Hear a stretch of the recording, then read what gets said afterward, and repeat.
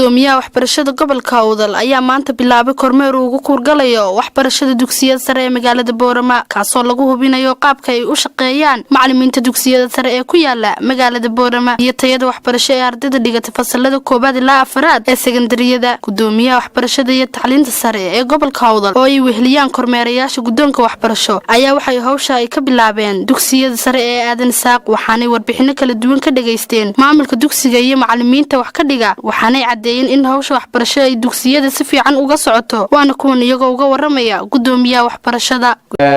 kulay dhamaanay iskuulada insha Allah mari doona inaguna noqonay iskuulkii koobaad ay soo siyaartaan maanta leenahay ku soo dhawaada dugsiga sare Aadan Saaq gudoomiyaha kulay dugsigu wuxuu ka kooban yahay hadda 10 fasal form 4 oo 2 fasal form 3 oo 2 fasal form 2 oo 3 fasal iyo form 1 oo 3 fasal tayeynta waxbarashadu way farabadan tahay iyadoo hawlaha intooda badan aanu dhaafi doono gudoomiyaha laakiin waxyaabaha kamida in lagu tayeeyo waxbarashada waxa kamida in ardaydu inuu arday walba sida taxalihiisa waxbarashadu ay sugnaadaan eedkii halku ka soo baxay foomkii halku ka galay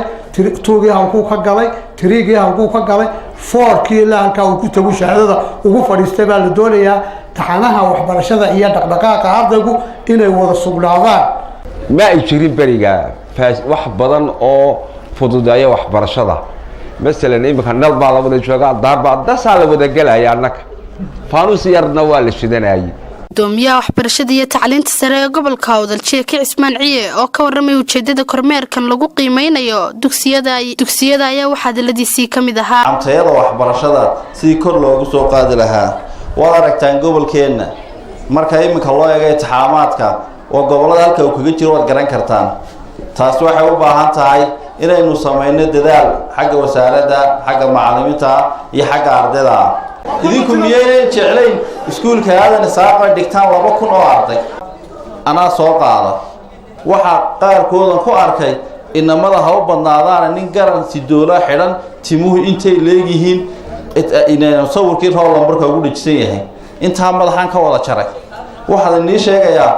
imtixaankan rool lambarka imtixaanka dirsanaysa oo fasalka form 4 ka baxayso waa mustaqbalkaaga sawir kale laguma soo saaro shahaadada waxa lagu soo saaraa kaad hadda gudbiso waxaan markaad cid la hortagto qofkan akhlaaqdiisu saanuma ka turjumaysaa